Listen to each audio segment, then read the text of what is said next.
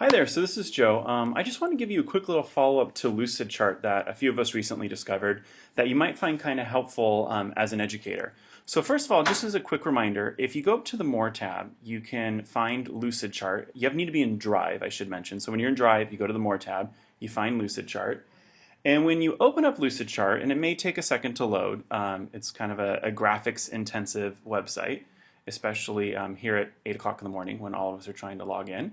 Um, but when you get to Lucidchart, here it goes finally, and you click on the Create button, you can go to New Document, and you have templates over here on the right, and towards the bottom you'll see Educational.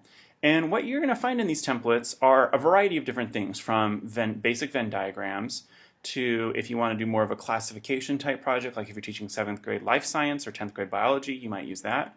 There's also some basic cluster charts here where you can have kids do some concept mapping. You'll find areas where they can set up compare and contrast, looking at two different objects, planning out an essay, even sequencing an essay, doing fact versus opinion. If you're doing, especially once again, 7th grade science, kind of my experience, genealogy or pedigree projects, there's sort of a family tree template. There's food webs, fish boning, there's an actual periodic table that you can bring in. What else do we have here? I mean, all sorts of different templates, from persuasive speeches to doing a research paper. And so for any of these, if you click on one, so I'll just click on the sandwich chart. This is sort of a classic, especially for elementary and middle school. So if you open it up, you can then go in and you can edit anything that's here. So you can change the graphics, you can change text, whatever you want to do. And your students can do the same thing as well.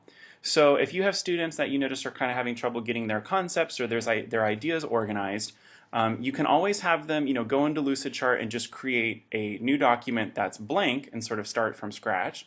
Or they can look through these different templates that are here, and especially in the educational section, they may find one that's going to work a little bit better for what they're trying to do.